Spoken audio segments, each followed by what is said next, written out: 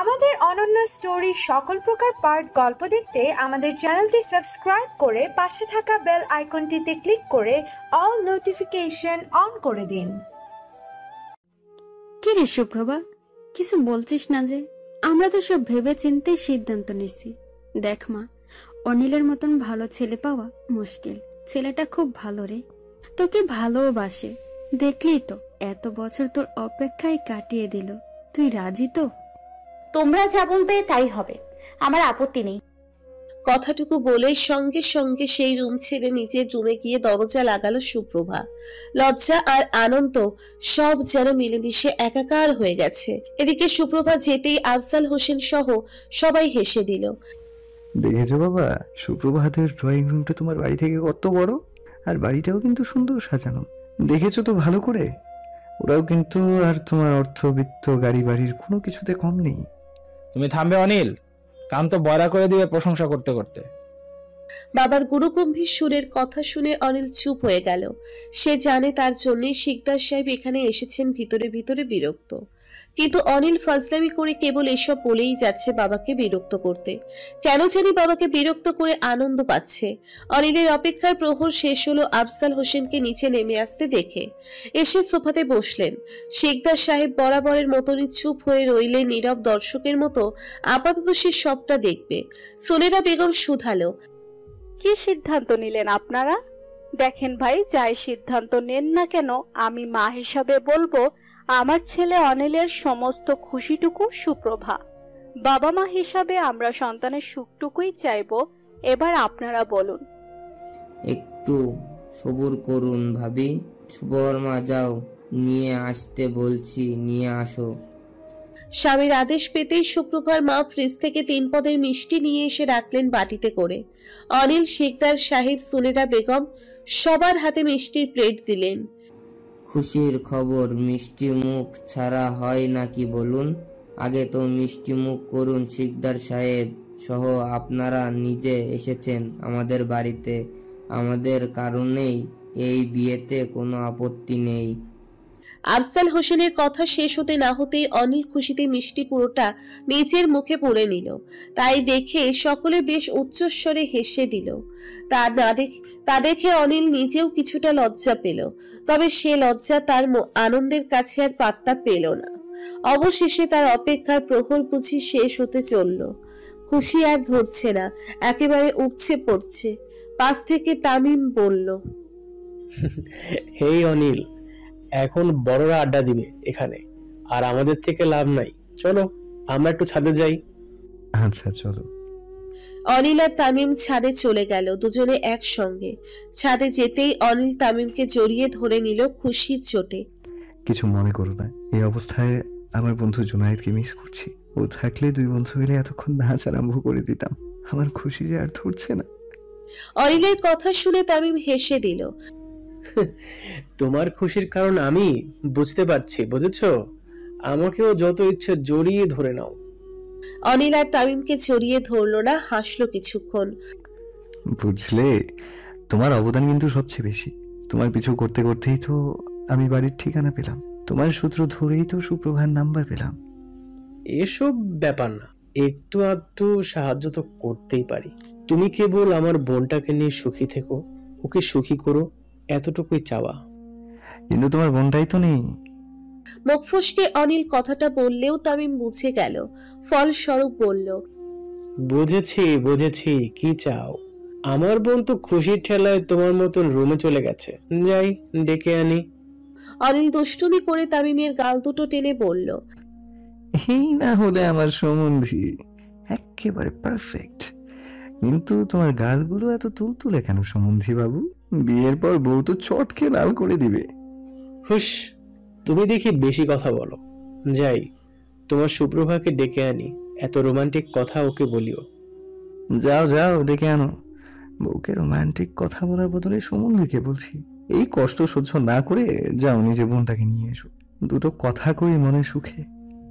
তামিম হাসতে হাসতে চলে গেল নিচে সুপ্রভাকে ডাকার উদ্দেশ্যে। অনিলও হাসলো কিছুক্ষণ। আজকে যেন তার মুখ থেকে হাসি আর সরছেই না। খোলা আকাশের দিকে চেয়ে দুহাত বাড়িয়ে দিয়ে সতেজ বাতাসে প্রাণ খুলে নিঃশ্বাস নিল। তখনই কারো একজনের আসার অস্তিত্ব টের পেল। কানে বাজলো নূপুরের শব্দ। আসতে পারি? সিঁড়ির কাছে দাঁড়িয়ে সুপ্রভা কথাগুলো বলল। ও হে রমণী, তুমি যে আমার মনের ভেতরেই প্রবেশ করে ফেলেছো। এই ছাদে আসতে আর অনুমতি লাগে? সুপ্রভা ধীর পায়ে এগিয়ে আসলো, তবে একটুখানি দূরত্ব বজায় রেখে অনিলের থেকে। পাশাপাশি দুজন দাঁড়িয়ে আছে। দুজনের মনেই আনন্দের বন্যা বইছে আজকে। উপচে পড়া আনন্দ আর খুশি। এখনো চুপ থাকবে সুপ্রভা? আজকেও বারণ কিসের? আপনি কোথায় ছিলেন? বাড়িতেও তো ছিলেন না। এখানে থাকলে তো ঠিক আমার কাছে আসতেন। তাহলে তুমি দেখি আমার খোঁজ খবরও রাখো। হ্যাঁ, রেখেছিলাম এক্ষুনি। যাক, শুনেও ভালো লাগছে। অনিল আর সুপ্রভা দুজনেই চুপ হয়ে গেল। কি বলবে আর খুঁজে পাচ্ছে না। দুজন সম্পূর্ণ নীরব একেবারে।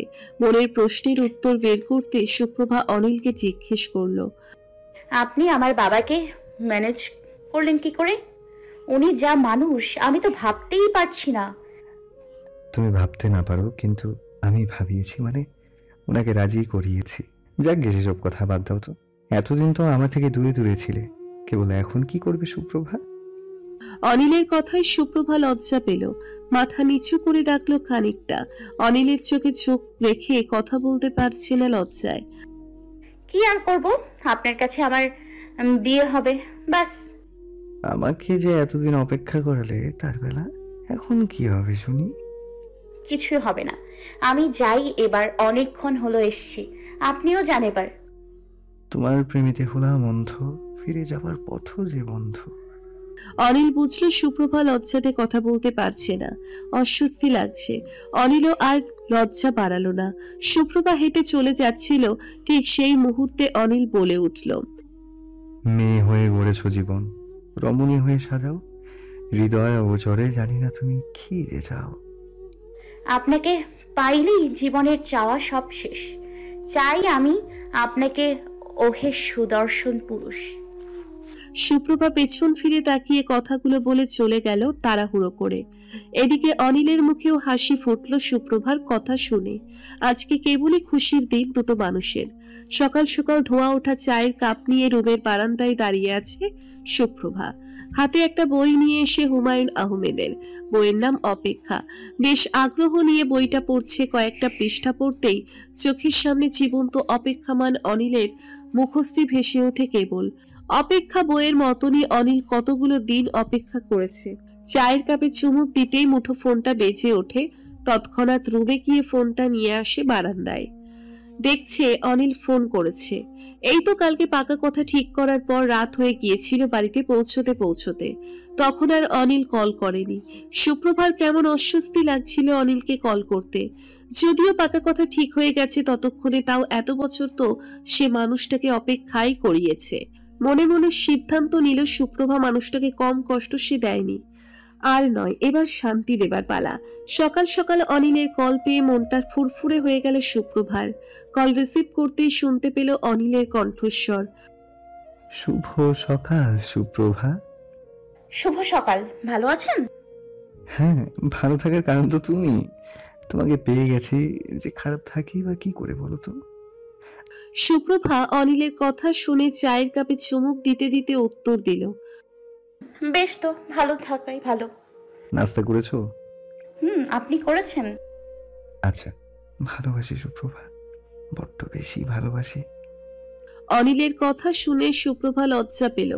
কথা বলার মাঝখানে হুট করে ভালোবাসি বলা হাসলো একটু করে। প্রত্যুত্তরে বলল, আশ্চর্য মেয়ে তো তুমি।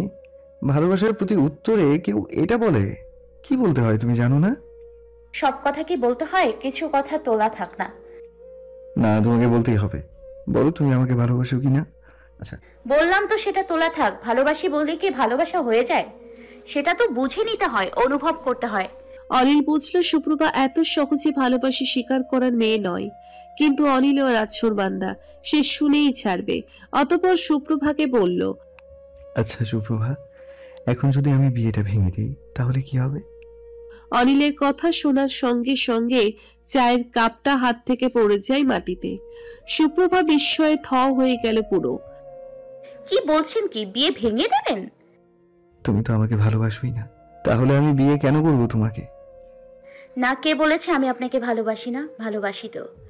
ভালো না বাসলে বিয়েতে রাজি হতাম? আপনাকে ভালোবাসি বলেই তো রাজি হয়েছি। সুপ্রভার কথা শুনে অনিল বেশ শব্দ করে হেসে দেয়। এই না বললে তুমি ভালোবাসি বলবে না, তাহলে এখন কি বললে শুনি? অনিলের কথায় সুপ্রভার হুঁশ ফেরে। সে যে তাড়াহুড়োয় কি বলতে কি বলে ফেলেছে এখন বুঝেছে। অনিল তাকে কথার জালে ফাঁসিয়েছে। আপনি তো দেখি ভালোই কথার খেল দেখাতে পারেন।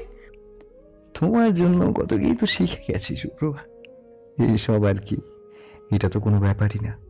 আমি জানি আমার সুপ্রভা আমাকে ভালোবাসে, আমি অনুভব করতে পারি সেটা, শুধু সেটা সে মুখে ফুটে বলতে পারে না। হয়েছে হয়েছে, আর বলতে হবে না। আপনার সাথে কথায় পেরে ওঠা যায় না কিছুতেই। আচ্ছা শোনো, তুমি একটু নীলতুলি রেস্টুরেন্টে আসতে পারবে? এত সকাল সকাল সেখানে কেন যাব? আরে সকাল কই, দেখো 10টা বেজে গেছে তো। সুপ্রভা ফোনটা কান থেকে সরিয়ে দেখলো সত্যিই তো 10টা বেজে গেছে প্রায়। আচ্ছা কেন আসবো বলুন? একটা সারপ্রাইজ আছে তোমার জন্য, তাই আসবে।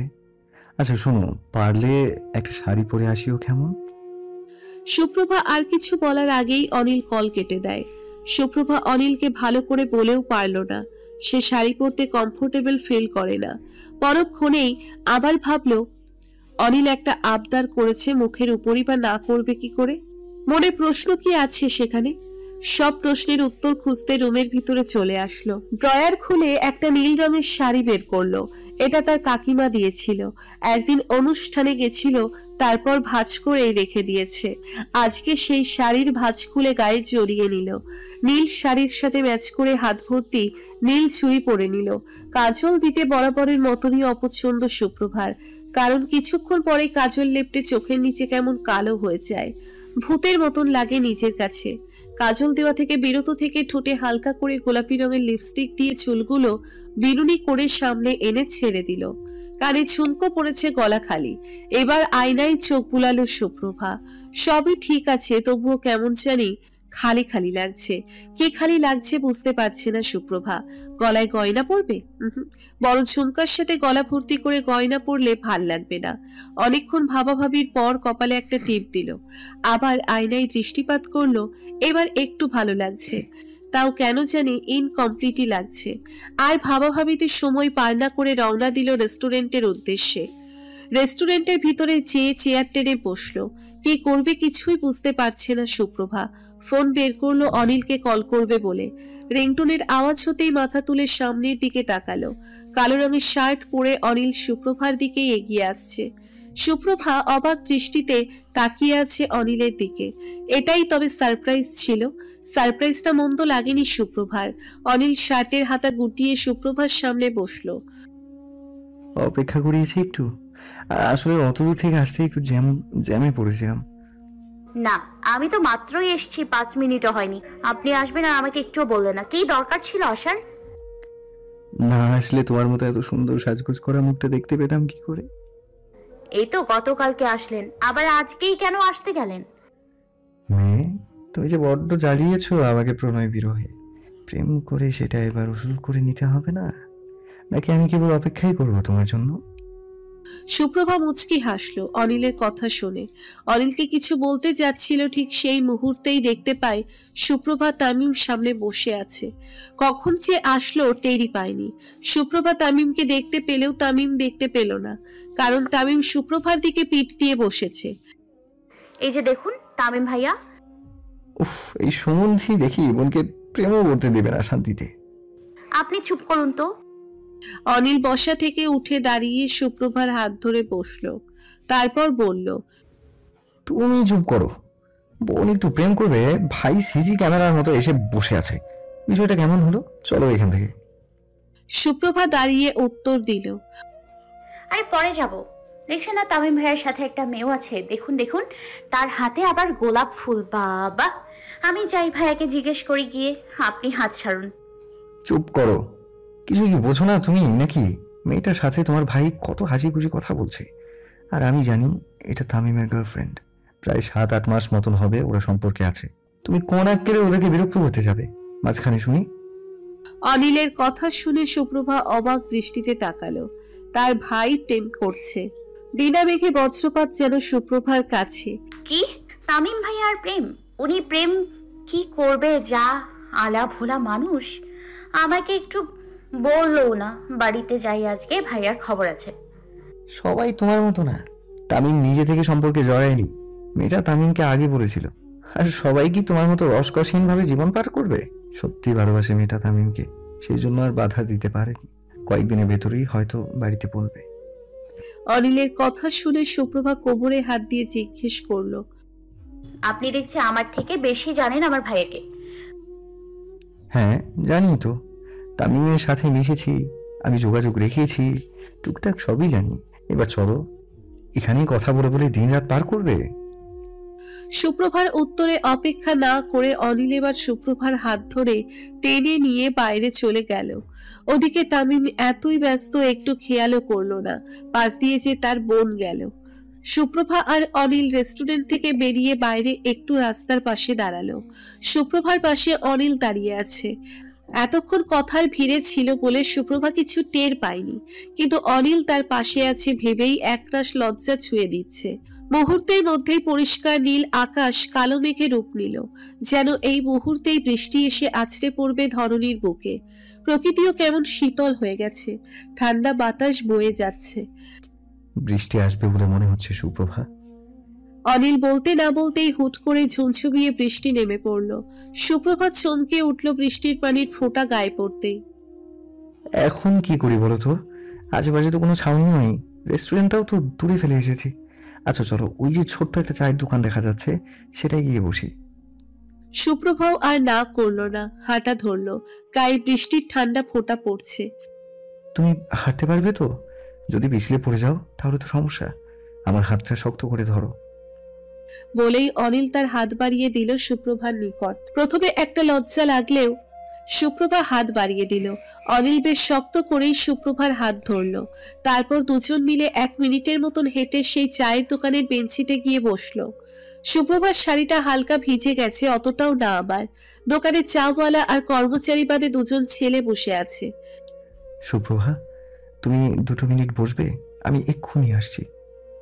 সুপ্রভা কিছু বলার সুযোগ পেল না, অনিল চলে গেল। সুপ্রভা পাশে থাকা ছেলেগুলোর দিকে তাকালো, কেমন করে তাকাচ্ছে সুপ্রভার দিকে। সেই দৃষ্টি সুপ্রভার মোটেও ভাল লাগছে না। আবার শাড়িটাও ভিজে গেছে, ভাগ্য ভালো বেশি ভেজেনি, নইলে শরীরের সাথে লেপটে যেত, তখন হতো আর এক বিচ্ছিরি কাহিনী। সুপ্রভা আঁচল টেনে দিল কাঁধে। অনিল চলে আসে ভিতরে, বেশ খানিকটা ভিজে গেছে। কই গেছিলেন আপনি? ভিজে গেলেন তো দেখছি। অনিল হাতে থাকা প্যাকেটটা বের করে সুপ্রভার কাছে দিল। সুপ্রভা বের করে দেখে সেখানে 2টো ওড়না আছে। ওড়নাগুলো সুতিরই বোঝা যাচ্ছে। এই ওড়না নিয়ে কি করব আমি? একটা ওড়না গায়ে জড়িয়ে নাও, বৃষ্টি ফোঁটা লেগেছে তো গায়ে। সুপ্রভাও আর দেরি করলো না, ওড়নাটা গায়ে জড়িয়ে নিল চাদরের মতন করে কাপড়ের উপর দিয়ে। মনে মনে বেশ খুশি হলো এই যে অনিল তার ছোটখাটো বিষয়ে গুরুত্ব দিচ্ছে। কিন্তু আপনি এই ওড়নার দোকান পেলেন কি করে? দূরে ছিল তো, এই বৃষ্টির ভেতর গেলেন। দৌড়ে গিয়েছি সেজন্য তাড়াতাড়ি হয়ে গেছে। বৃষ্টিতে তো তুমিও ভিজলে, কারণ যখন আমি, তখন সেটার দায়িত্ব নেব না? ও একটু বৃষ্টির পানি, কিছু হবে না। কিছু হবে না বললেই হলো? এত দূর জার্নি করে আসলেন, এখন এই ভেজা কাপড়ে নাড়া আপনার অসুখ করবে তো। সুপ্রভা প্যাকেটটা থেকে আরেকটা ওড়না এনে অনিলের মাথা মুছিয়ে দিল। যদিও অনিল সুপ্রভার থেকে বেশ খানিকটা লম্বা, সুপ্রভা পায়ের পাতা উঁচু করতেই অনিলের নাগাল পেয়ে যায়। বেশ ভালো করেই, বেশ যত্ন সহকারে অনিলের মাথা মুছিয়ে দেয়। অনিল খুশিতে হাসে সুপ্রভার দিকে তাকিয়ে। ব্যাস, এই যত্নটুকুর জন্য আমাকে বৃষ্টি কেন, পুকুরেও ঝাঁপ দিতে বললে আমি তাতেও প্রস্তুত। সব সময় খালি আপনার ইয়ার্কি, ভাল লাগে না। অনিল আর সুপ্রভার কথার মাঝখানে চাওয়ালা কাকু বলে উঠল, কি ভাই, ভাবি যান তো দেখি মেলা ভালোবাসে আপনারে। অনিল ফের ঠাট্টার সুরে বলল, হ্যাঁ, সে আজকেই দেখলাম তাহার ভালোবাসা। ঘুরতে আসছিলেন নিশ্চয়, বৃষ্টিতে আটকে পড়েছেন, থাক গা, সমস্যা নেই। আমি চা দিই, 2 কাপ চা খেইলন। চা খাইতে খাইতে বৃষ্টি দেন, ভালো লাগবে। অনিলও বারণ করলো না। 2 কাপ চা এনে 1 কাপ নিজে আর 1 কাপ সুপ্রভার দিকে দিল। বেঞ্চিতে ছেলেগুলো বসেছিল, সেজন্য অনিল সুপ্রভাকে দোকানের সামনের দিকে দাঁড়াতে বলল। ছেলেগুলো পিছন দিকে ফেলে অনিল আর সুপ্রভা পাশাপাশি দাঁড়িয়ে আছে। হাতে আছে 1 কাপ ধোয়া ওঠা চা, আর সামনে ঝিরিঝিরি বৃষ্টি। মন্দ নয়, বেশ ভালোই লাগছে সুপ্রভার। চায়ের কাপে চুমুক দিচ্ছে, বৃষ্টিও উপভোগ করছে। আবার মাঝে মধ্যে অনিলের দিকে আর চোখে তাকাচ্ছে। বিষয়টা যেন বৃষ্টিময় প্রেম। বিয়ের কথা পাকা হতেই তোমার এত উন্নতি হবে জানতাম না তো সুপ্রভা। তাহলে তো আগেই বিয়ের প্রস্তাব নিয়ে যেতাম, তোমার জন্য পারিনি। হয়েছে হয়েছে, আর বলতে হবে না, বড্ড বেশি বলেন আপনি। চা খাওয়া শেষ, বৃষ্টিও শেষ, চলুন যাওয়া যাক। অনিল আর কথা বাড়ালো না। বেশ অপেক্ষায় সময় দুজন একসাথে ছিল, সেটা বৃষ্টির জন্য হলেও সময়টা দারুণ ছিল অনিলের জন্য। বৃষ্টির স্যাঁতসেঁতে রাস্তায় দুজন পাশাপাশি হাঁটছে। অনিলের ইচ্ছে হলো সুপ্রভার হাত ধরতে, কিন্তু ধরলো না। যদি সুপ্রভা কিছু মনে করে। নিরাপত্তা ভাল লাগলো না, কথা শুরু করলো অনিল। তোমাকে একটু সারপ্রাইজ দিতে চেয়েছিলাম, তার হলো কই। বৃষ্টির জন্য দেখো আটকা পড়ে গেলাম। আপনি যে এত দূর থেকে এসেছেন, এটাই তো আমার জন্য সবচেয়ে বড় সারপ্রাইজ। সুপ্রভার কথা শুনে অনিলের মুখে হাসি ফুটে উঠল। 2 দিনে মেয়েটা বেশ পরিবর্তন হয়ে গেছে, বিয়ের কথা পাকা হতেই। বোঝাই যাচ্ছে এতদিন একটা পাহাড় আটকে ছিল, যেন 2 পরিবারের বিয়ের সম্মতিতে সেটা সরে গেছে। আচ্ছা চলুন না, ঝালমুড়ি খাই। তুমি এসব খাও? হ্যাঁ, তো স্কুলে থাকতে আমি আর রূপন্তী খেতে খেতে বাড়ি ফিরতাম। অনিলও আর দেরি না করে ঝালমুড়ি নিয়ে আসলো।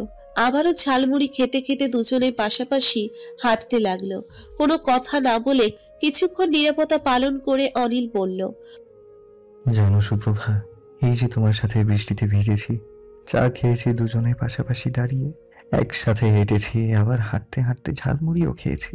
তুমি আমার জন্য সেজেছো, তোমার সাথে একসাথে সময় পার করেছি। এটুকুই আমার প্রাপ্তি তোমাকে ভালোবেসে। এই আজকের প্রাপ্তিটুকুর কাছে দীর্ঘ 7 বছরের অপেক্ষা সব ফিকে পড়ে যায়। এর চেয়ে বেশি যেন আপনাকে দিতে পারি, সেটুকুই চেষ্টা করব যতদিন বাঁচি। অনিল মুচকি হেসে সুপ্রভার হাত ধরে হাঁটতে লাগলো। বৃষ্টি হয়েছে, এখন রাস্তাঘাটে মানুষের আনাগোনা খুবই কম। দুজনে হাঁটছিল, গন্তব্য ছিল সামনের একটা মেলা বসেছে, সেখানে যাবার। হুট করে অনিল সুপ্রভাকে রেখে সামনে ছুট লাগালো। সুপ্রভা দেখলো ফুলের দোকানে গেছে অনিল, পরক্ষণেই এসে পড়লো আবার। এবার সুপ্রভা বেশ ক্ষিপ্ত হলো। আমাকে বলে গেলে কি আটকে রেখে দেই আপনাকে? অনিল বিনিময়ে কিছু না বলে বেলি ফুলের মালাখানি সুপ্রভা বিনুনিতে গেঁথে দিল। সুপ্রভার দিকে ভালো মতন তাকিয়ে বলল, এই তো বেশ লাগছে, এতক্ষণে সাজ পরিপূর্ণ হয়েছে তোমার। দারুণ লাগছে এক কথায় তোমাকে। এই প্রথম শাড়ি পরতে দেখেছি। শোনো, বিয়ের পর কিন্তু এরকম সুন্দর করে শাড়ি পরবে, বুঝলে, যাতে আমি তোমায় দেখে আটকে যাই। সুপ্রভা বেশ খানিকটা লজ্জা পেল অনিলের কথা শুনে, আর কিছু বলল না উত্তরে। দুজন পুনরায় হাঁটা ধরলো। একসাথে হাঁটতে হাঁটতে এবার পুরো জীবন পাড়ি দেওয়ার পালা এসেছে। চুপচাপ হাঁটার ভিতরেও দুজনেরই মনের ভিতরে একরাশ আনন্দ আর ভালো লাগা কাজ করছে নীরব ভাবে। আজকে না হয় একটুখানি। কথা সব থেমে যাক, প্রণয়ে হৃদয়ে পুড়ে যাক, ভালোবাসায় বৃষ্টি নামুক, দুঃখ কষ্ট সব মুছে যাক। শিকদার ভিলা আজকে পুরো দমে সেজে উঠেছে। চোখ ধাঁধানো লাল নীল মরিচবাতির আলোয় আশপাশটাও আলোকিত করে তুলেছে। একটু পরপর ভেসে আসছে গানের আওয়াজ। লোক সমাগম তো আছেই, আত্মীয় স্বজন পাড়া পড়শি সব এসে ভিড় করেছে শিকদার সাহেবের শিকদার ভিলায়। একমাত্র ছেলের বিয়ের আয়োজন তো বেশ বড় করেই করতে হবে। সে ছেলের বউ ওনার যতই অপছন্দের হোক, একমাত্র ছেলের বিয়েতে তিনি কোনো রকম ত্রুটি রাখতে চান না। লোকজনকে দেখিয়ে দিচ্ছে কোন কাজ কিভাবে করতে হয়। একটু পরই তো অনিলের গায়ে হলুদের অনুষ্ঠান শুরু হয়ে যাবে। বাড়ির সামনে বড় জায়গাটাতে গায়ে হলুদের স্টেজ সাজানো হয়েছে। বেস্ট ফ্রেন্ডের বিয়ের জন্য জুনায়েদও এসে পড়েছে। রূপন্তী ও সুপ্রভার বেস্ট ফ্রেন্ড, সেজন্য সেও চলে গেছে সুপ্রভাদের বাড়িতে। জুনায়েদ অনিলের রুমে যায় অনিল রেডি হয়েছে কিনা দেখতে।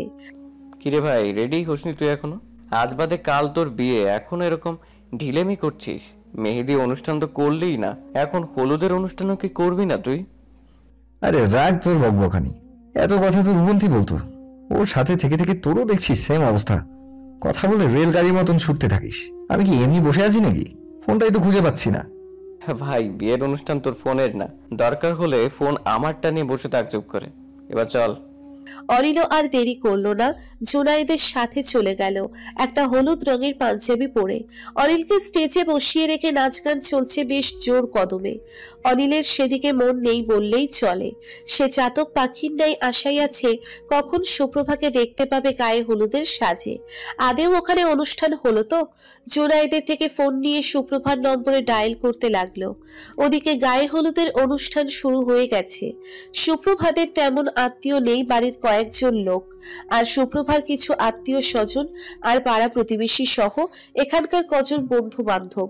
বেশি সাজগোজ পছন্দ করে না সুপ্রভা, যদিও তামিম পার্লার থেকে লোক আনতে বলেছিল, তাতে মানা করে দিয়েছে সুপ্রভা।